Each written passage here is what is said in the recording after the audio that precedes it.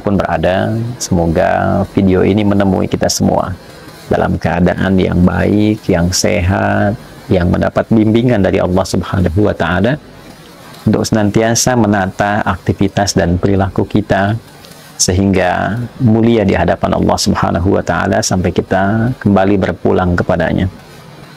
Alhamdulillah, Allah mempersaudarakan kita dengan ikatan iman yang dengan itu selamat kita dari berbagai macam kepedihan hidup, selamat kita dari berbagai macam kegelisahan, selamat dari berbagai peluang, sifat-sifat dan sikap-sikap yang tidak mulia.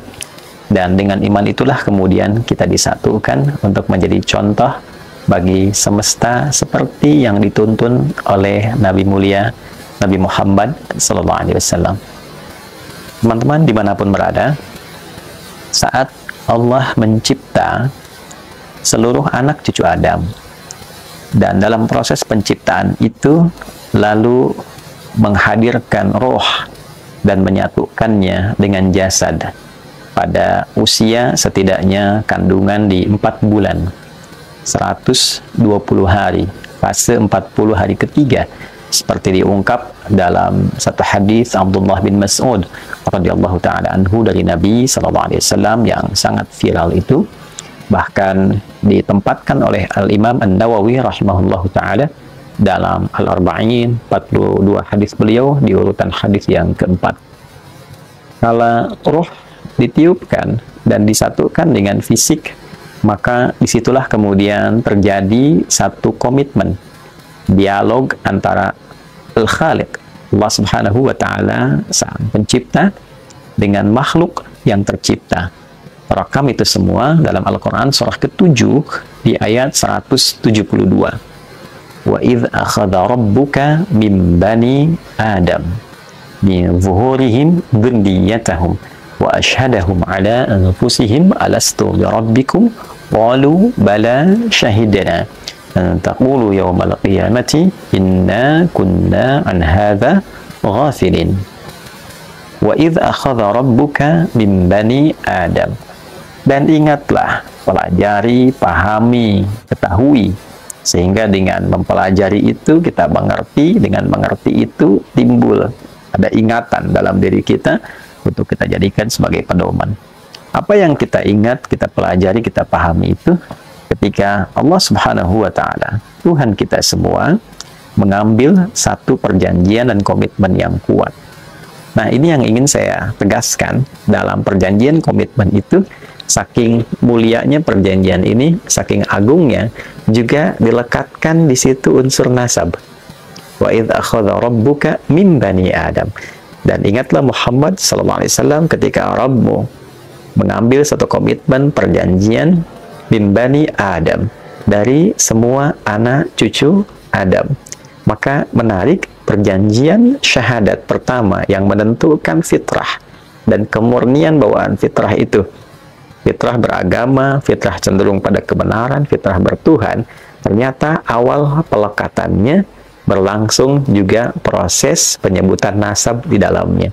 Saking mulianya nasab itu, nasab setiap anak cucu Adam, nasab kita semua manusia yang tersambung pada Nabi Adam alaihissalam menjadi mulia, dan dilekatkan kemuliaan itu dalam awal proses penciptaan, lebih detailnya penyatuan roh kepada jasad.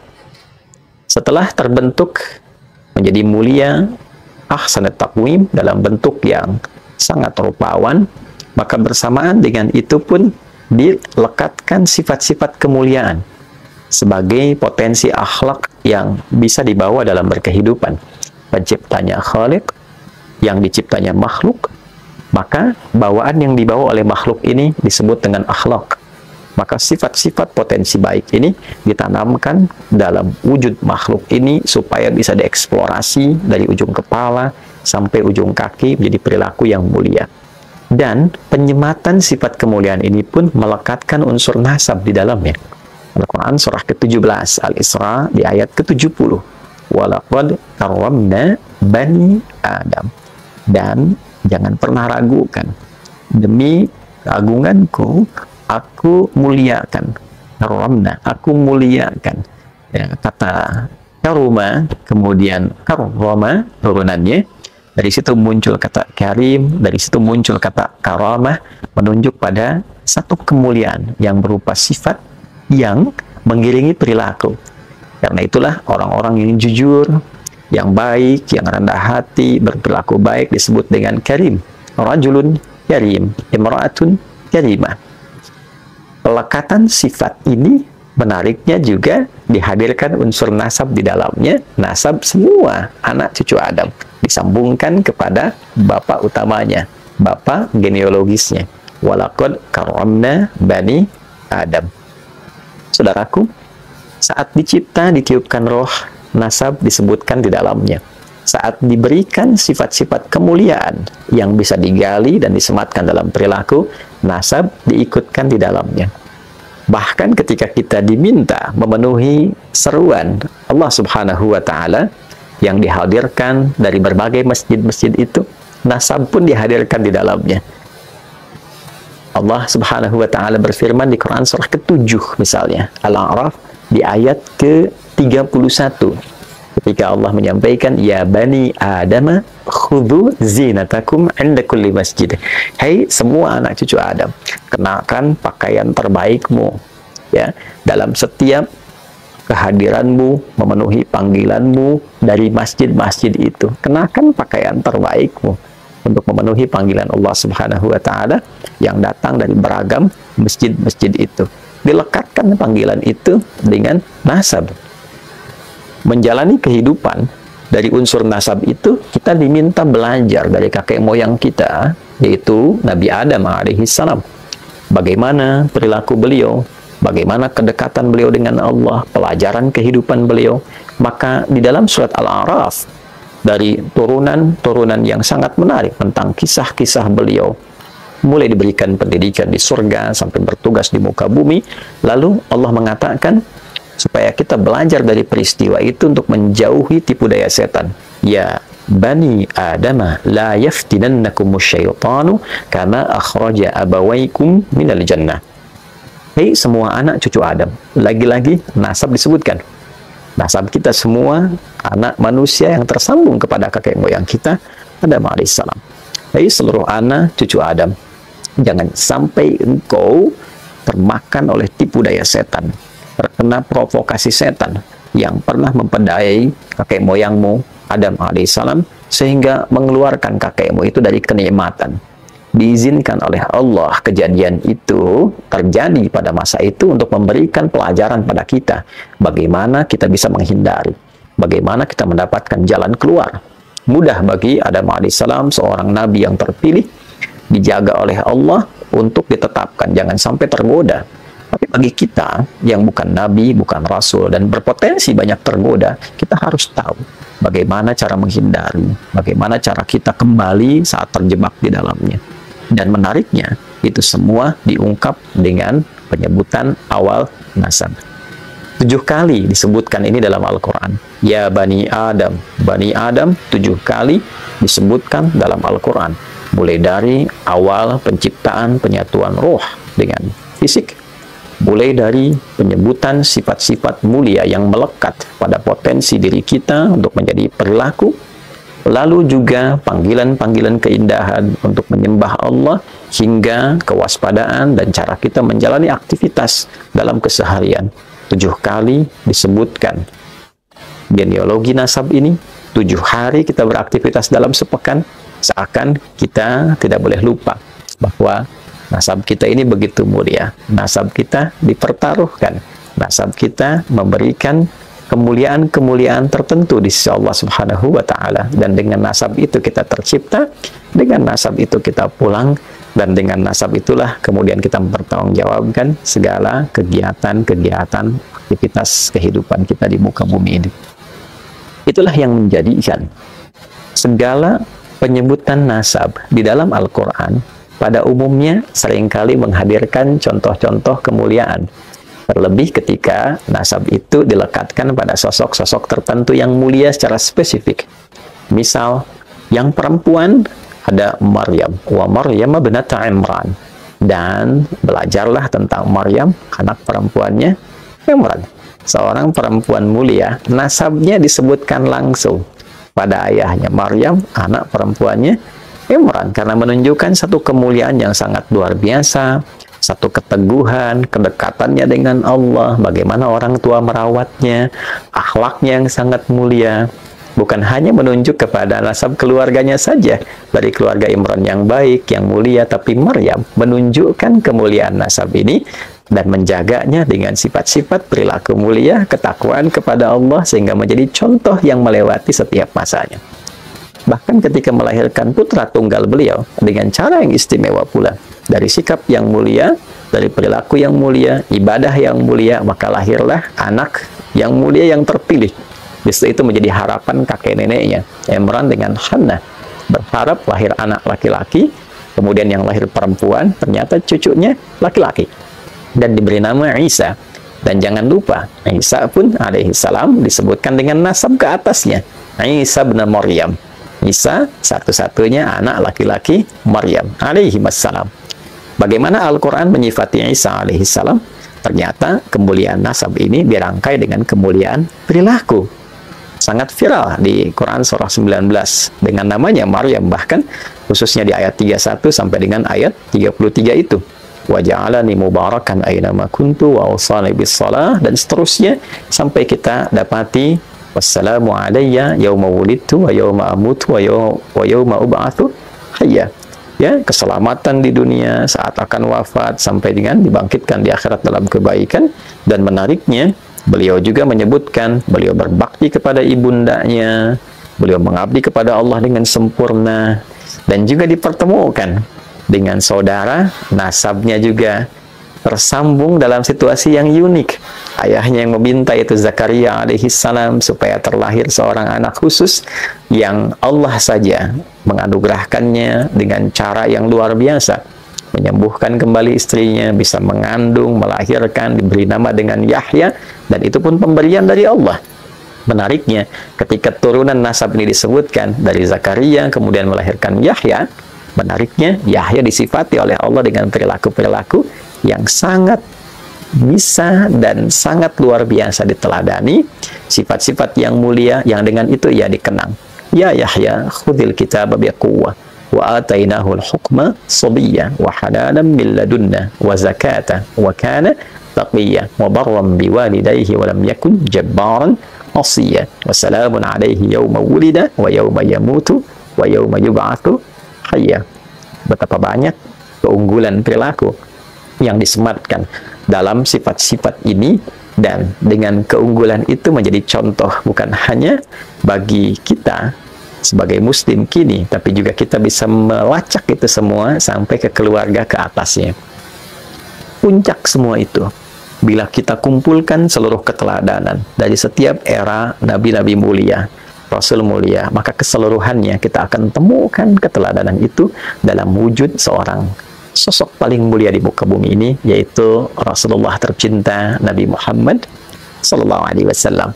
Maka kemuliaan beliau yang nasabnya juga tidak terputus. Beliau lahir, ayahnya sudah meninggal, tapi nasabnya sangat jelas, yang tentu banyak tersebar di kitab-kitab yang bisa kita baca. Tidak cukup dengan itu, bahkan di dalam Al-Quran kemuliaan itu semua ditampilkan lebih dengan kesempurnaan keteladanannya. Laqad kana lakum fi Rasulillahi uswatun hasanah. Sungguh jangan pernah engkau ragukan pada kepribadian Rasulullah itu ada keteladanan yang paripurna, yang terbaik, yang bisa melahirkan pahala. Ujung kaki sampai tarik ke atas ke ujung kepala beliau yang mulia semuanya teladan, pikirannya teladan, pendengarannya teladan, tuturnya teladan, sampai berjalannya pun teladan. Sehingga Al-Quran sangat tegas mengungkap keteladanannya dengan bentuk pujian, wa innaka la'ala khuluqin azim, dan sungguh engkau itu adalah sosok pribadi agung, pemilik semua keteladanan yang sangat mulia. Wa kana khuluquhul Quran, demikian Sayyidah Aisyah radhiyallahu taala anha ketika ditanya tentang kepribadian Rasulullah, akhlaknya yaitu Al-Quran. Saudara-saudariku dimanapun berada, nasab adalah sesuatu yang sangat mulia untuk kita semua. Ketersambungan nasab juga menjadikan perhatian yang tinggi dalam Islam. Untuk itulah pernikahan diatur supaya tidak ada kekacauan nasab. Untuk itulah zina dilarang supaya tidak terjadi keguncangan dalam nasab. Nasab begitu mulia, dan puncak kemuliaan nasab itu adalah penjagaan terhadap nasab itu dalam bentuk kemuliaan akhlak, kemuliaan perilaku, kemuliaan ibadah, sehingga semua itu terjaga dalam kebaikan-kebaikan. Dan dari situlah kemudian Allah memberikan contoh-contoh keteladanan dalam nasab dan proses penjagaannya dalam bentuk perilaku yang baik untuk kita bisa amalkan dalam kehidupan kita. Itulah yang nampak pada pribadi agung Nabi Muhammad SAW. Alhamdulillah, dalam perjalanan setiap masa sampai dengan kini, kita mendapati keadaan diri kita semua tersambung dalam nasab yang mulia, yaitu ke Nabi Adam alaihissalam. Sebagian dari kita Allah pilihkan.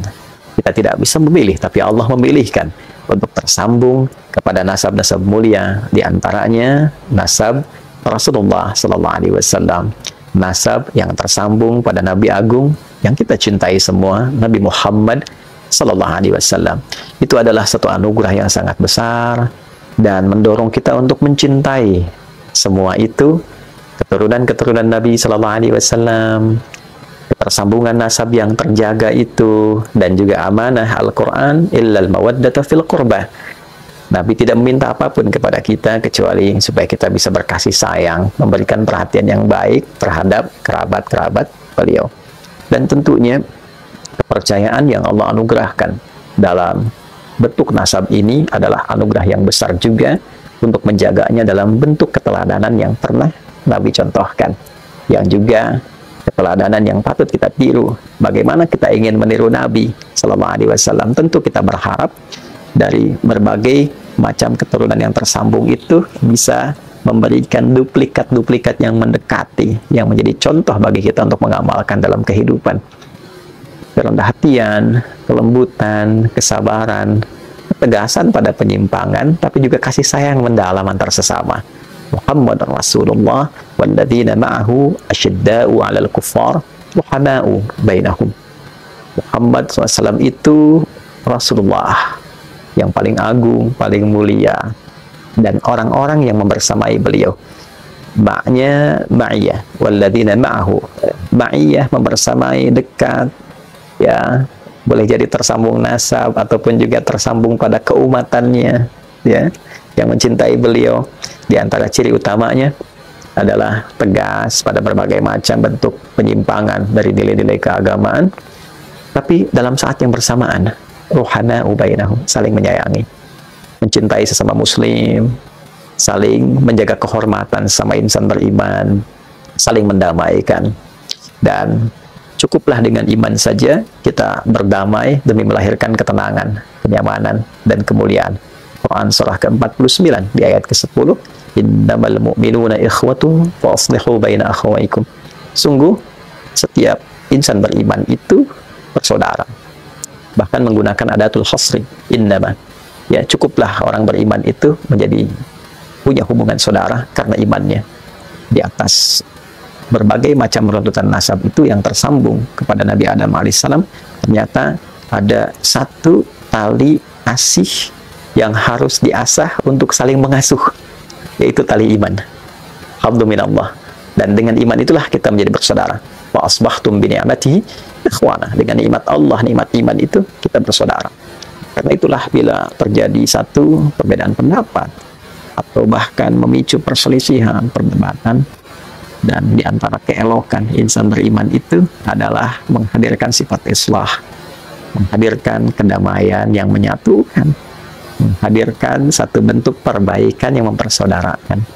Untuk itu, dari mungkin tadi sharing, saya tidak bermaksud juga mengajari, karena sadar diri ilmunya masih sedikit, ya, dan juga sadar diri bahwa kondisi kami secara pribadi mungkin berasal dari keluarga yang biasa saja, juga tidak terlampau istimewa, tapi kedalaman cinta terhadap Al-Quran mendorong kita semua untuk mencoba menampilkan sisi keimanan kita. Di sini saya ingin menghimbau kepada seluruh kalangan tanpa kecuali untuk menghentikan seluruh bentuk perdebatan, sifat-sifat yang mengarahkan kepada perpecahan, yang dipicu oleh polemik-polemik tentang nasab dan sebagainya. Saya kira cukup selesai. Alangkah lebih baik dihentikan saja, karena kita semua adalah mulia. Kita satu bangsa, satu negara, satu ikatan iman. Akan lebih baik bila seluruh problem itu kita tepikan, selesai, dan menghadirkan islah. Saya sangat mencintai dan Masya Allah negeri ini dibangun dan juga dirangkai dengan rangkaian yang sangat indah. Di antara saham terbesar untuk merangkai negeri ini adalah saham keimanan kita kepada Allah Subhanahu wa Ta'ala. Di dalamnya banyak sekali nasab-nasab tersambung pada Rasulullah Sallallahu Alaihi Wasallam yang memberikan kontribusi besar akan terlahirnya negara kesatuan Republik Indonesia, baik di masa perjuangan, penyusunan bagian-bagian yang membentuk NKRI, lambang negara, dan yang lainnya. Bahkan embrio awal berdirinya Indonesia itu juga ya yang menyatukan kerajaan-kerajaan di Nusantara, yang memberikan pendalaman-pendalaman, pengajaran-pengajaran tentang bagaimana implementasi ketauhidan dalam membela negara, revolusi jihad dan sebagainya. Itu seluruhnya teman-teman sekalian tanpa kecuali mengacu pada ulama-ulama kita, dan juga mereka diantaranya tersambung nasabnya pada Rasulullah Sallallahu Alaihi Wasallam. Apakah dari jalurnya Ba'alawi, apakah dari jalurnya Wali Songo, seluruhnya memiliki kemuliaan yang kita cintai. Dari manapun, saya mengajak akan lebih baik perdebatan itu ditepikan. Mungkin Allah menginginkan dan menghendaki itu semua terjadi supaya kita saling mengenal siapa yang selama ini nggak pernah kelihatan. Dari yang nasabnya Wali Songo, yang tersambung juga pada jalur-jalur kepada Nabi Sallallahu Alaihi Wasallam, ataupun juga dari Ba'alawi yang belum diketahui, ternyata banyak ulama-ulamanya yang meneduhkan, yang punya kitab-kitab yang disyarah juga oleh ulama-ulama kita. Saya harap ini adalah satu potensi untuk menyatukan, bukan memecah belah. Kita punya persoalan yang banyak sekarang harus kita hadapi. Persoalan keumatan, tentang judi online, tentang pinjol, keresahan di masyarakat. Saya kira tidak perlu kita tambah lagi dengan banyaknya polemik-polemik yang tidak penting untuk hadir, sehingga menghambat kemajuan, kecerahan, dan juga ketentraman yang selama ini kita harapkan. Kalau setiap guru hanya membuat ataupun dibuat konten oleh orang lain dengan menghadirkan banyak perdebatan seperti itu, maka apa yang didapatkan oleh umatnya? Saya mohon maaf bila ditemukan kata-kata yang tidak tepat. Mohon dianggap sebagai sesuatu yang bisa diperbaiki, tidak ada maksud lain dari apa yang kami sampaikan. Saya kira semoga Allah Subhanahu wa Ta'ala merahmati kita, merahmati negeri kita, dan menyatukan kita dalam kebaikan untuk membangun negeri ini bersama-sama, mencintai negeri ini, dan menjadikan itu sebagai ibadah terbaik kita, sebagai bekal pulang kembali pada Allah Subhanahu wa Ta'ala. Sekali lagi, hentikan polemik nasab, hadirkan sifat islah di antara kita, dan mari kita rekatkan ukhuwah yang dengan perekatan itu kita bangun bangsa kita untuk maju bersama di era yang tidak mudah ini dengan tantangan yang beragam. Orang sudah sampai ke titik yang tinggi untuk menjemput masa depan. Maka saatnya kita membangun islah sebagai pondasi berbangsa, bernegara, berketuhanan yang Maha Esa, untuk melahirkan perilaku kemanusiaan yang beradab dan diawali dengan persatuan Indonesia demi mewujudkan kerakyatan yang dipimpin oleh hikmat kebijaksanaan dalam permusyawaratan perwakilan, dan terwujudlah keadilan sosial bagi seluruh rakyat Indonesia. Hadi Hidayat. Assalamualaikum warahmatullahi wabarakatuh.